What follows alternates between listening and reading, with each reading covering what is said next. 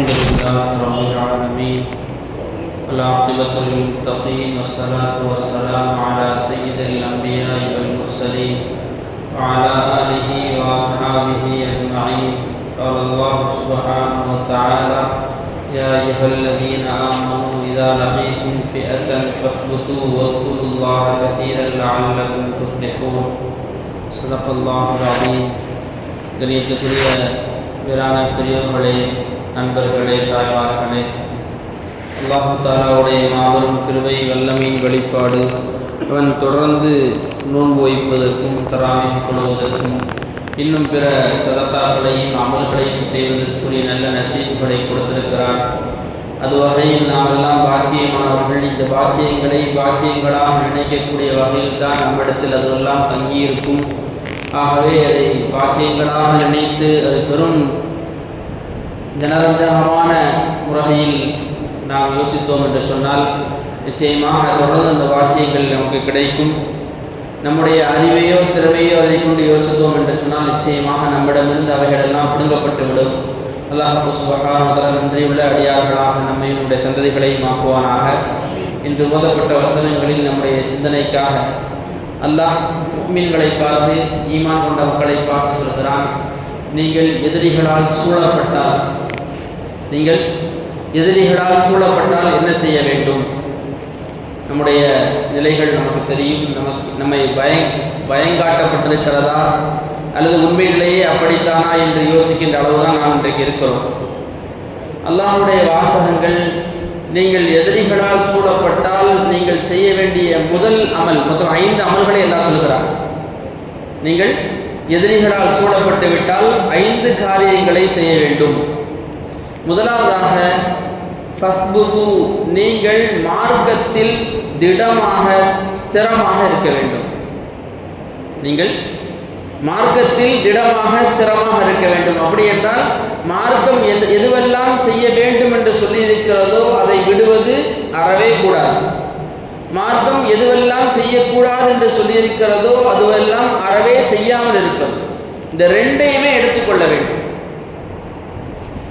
மார்க்கம் சொன்ன காரியங்களை மட்டும் செய்கிறோம், செய்யக்கூடாது என்று சொன்ன காரியங்களையும் செய்கிறோம் என்றால் இது ஃபஸ்புத்து அல்ல, இது தீனிலே நிலைத்திருப்பது அல்ல.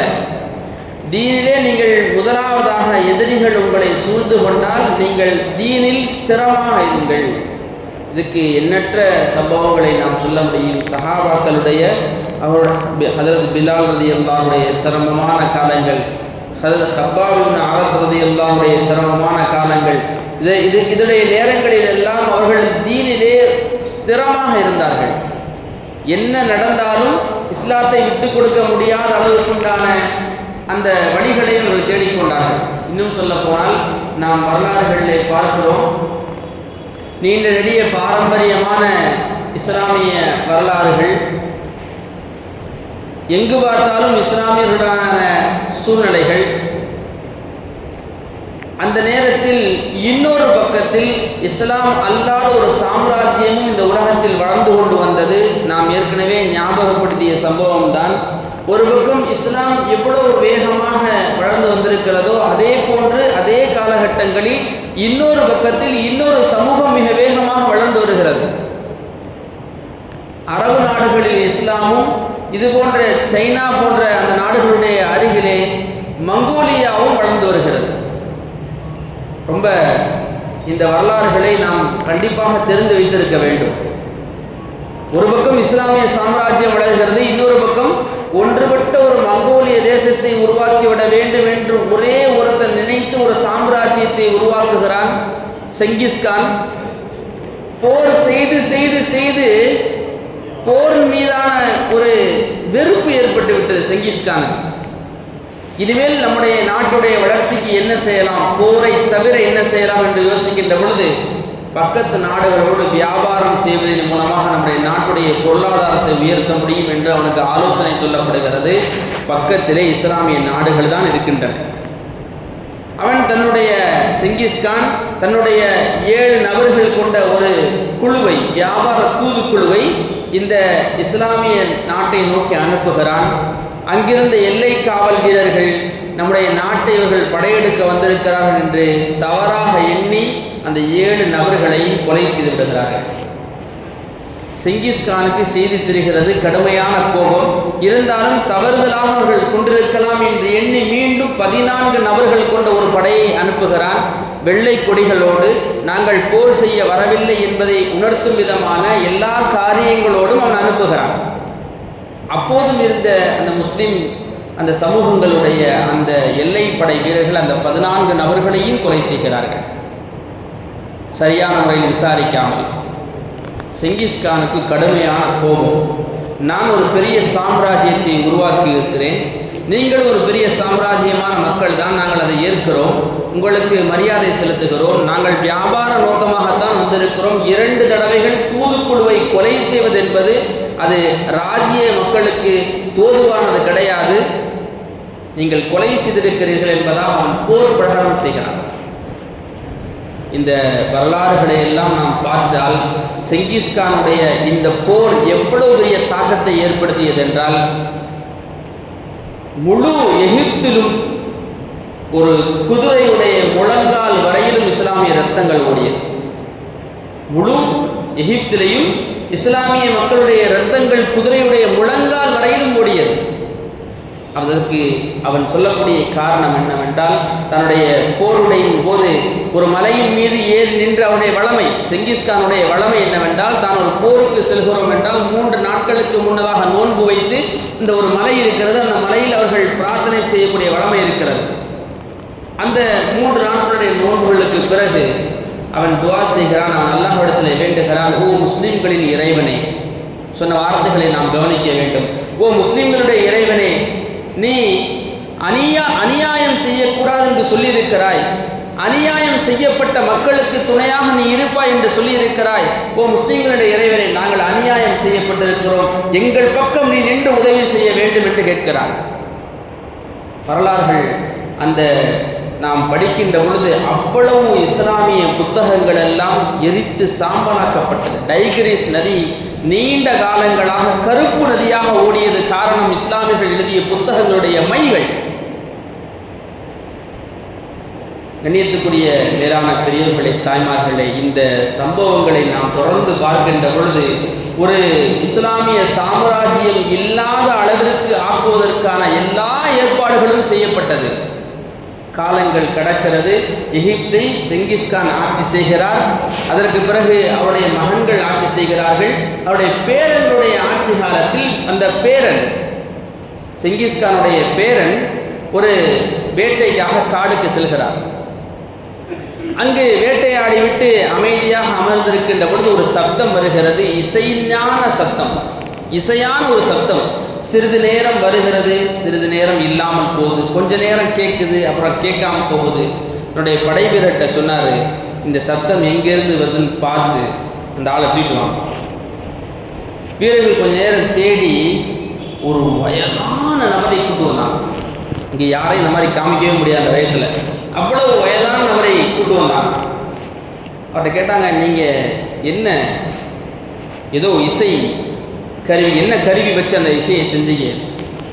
எந்த இசையும் இல்லை. அப்போ என்ன செஞ்சுக்கிட்டு இருந்தீங்க? நான் ஓதிக்கிட்டு இருந்தேன். ஓதிக்கிட்டு இருந்தீங்களா? அப்படின்னா உங்களுடைய தாத்தா செங்கிஸ்கானுடைய ஆட்சி காலத்தில் தப்பித்த ஒரு நபர் நான் தான். செங்கிஸ்கானுடைய அந்த போராட்டத்தில், அந்த தோல்வியில் ஓடிப்போன நபர்களில் ஒரே ஒருத்தன் நான் தான். காடுகளில் வாழ்ந்து கொண்டிருக்கிறேன், இஸ்லாத்தை விடாமல் தொடர்ந்து பின்பற்றி கொண்டே இருக்கிறேன் என்பதாக சொல்லி அந்த அந்த இளவரசனுக்கு குரானை ஓதி காண்பிக்கிறார். அந்த வயதானவர் இஸ்லாத்துடைய தாவத் கொடுக்கிறார், நீங்கள் இஸ்லாத்தை ஏற்றுக்கொள்ளுங்கள். அரச மரபுகளில் ஒரு விஷயம் இருக்கிறது, அரசன் இருக்கின்ற பொழுது இளவரசன் எதற்கும் கையெழுத்து போடக்கூடாது, எதையும் தான் செய்வதாக சொல்லக்கூடாது, வாக்குறுதிகள் கொடுக்கக்கூடாது. அவன் சொல்கிறான், நான் இப்பொழுது இளவரசனாக இருக்கிறேன், நான் எதுவும் இப்பொழுது செய்ய முடியாது, நான் அரசனாகின்ற பொழுது வாய்ப்புகள் இருந்தால் என்னை வந்து சந்தேகிங்கள், நான் இஸ்லாத்தை ஏற்றுக்கொள்கிறேன் என்று சொல்கிறான். காலங்கள் கடக்கிறது. அந்த இளவரசன் அரசனாகிறான். அந்த முதியவருக்கு அல்லாஹ் நீண்ட ஆயுளை கொடுத்திருக்கிறான். அவர் போய் சந்திக்கிறார். என்னை தெரிகிறதா? அந்த காட்டில் அந்த அது எல்லாத்தையும் சொல்றார். ஆமாம் ஆமாம், ஞாபகம் இருக்குது, நான் இஸ்லாத்தை ஏற்றுக்கொள்கிறேன், அஷ்ஹது அல்லா இலாஹ இல்லல்லாஹ் அஷ்ஹது அன்ன முஹம்மது ரசூலுல்லாஹ், கணியத்துக்குரிய மேலான பெரியோர் நண்பர்களை, அந்த சந்ததியிலிருந்து வந்தவர்களின் மூலமாகத்தான் இந்தியாவில் இஸ்லாம் உண்டாகியது. நாமெல்லாம் தைமூர் லங்கு என்று ஒருத்தரை கேள்விப்பட்டிருப்போம். அவர் யார் என்று சொன்னால், அந்த செங்கிஸ்கானுடைய பரம்பரைகளில் வந்தவர்களின் மூலமாகத்தான் இந்தியாவிலே கைபர் கோரன் கணவாய் வழியாக இந்தியா இஸ்லாத்திற்கு வருகிறது. இஸ்லாம் இந்தியாவுக்குள் வருகிறது.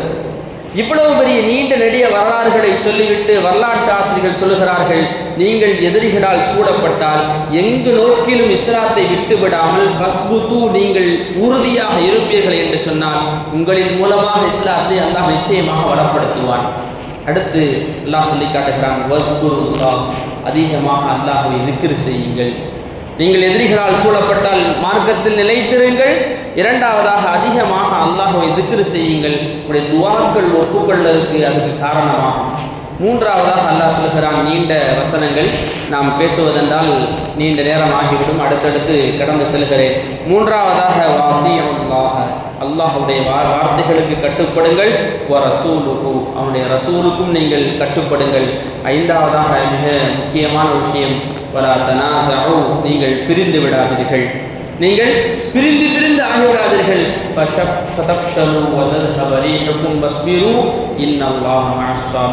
நீங்கள் பிரிந்து விடாமல் பொறுமையாக இருந்து கொஞ்சம் கொஞ்சமாக முன்னேறுங்கள்.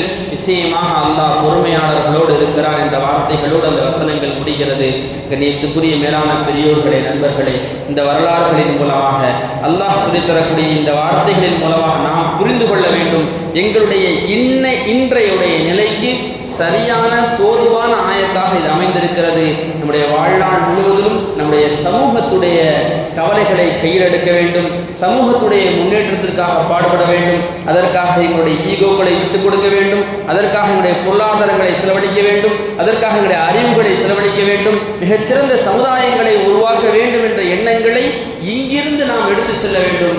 அல்லாஹ் சிறந்த சமுதாயங்களை உருவாக்கக்கூடிய நல்ல பாக்கியமற்ற ஜெயசீலர்களாக என்னையும் உங்களையும் நம்முடைய சந்ததிகளையும் ஆக்கியல் புரிவானாக. அல்ஹம்துலில்லாஹி ரப்பில் ஆலமீன். அஸ்ஸலாமு அலைக்கும் வரஹ்மத்துல்லாஹி வபரகாத்துஹு.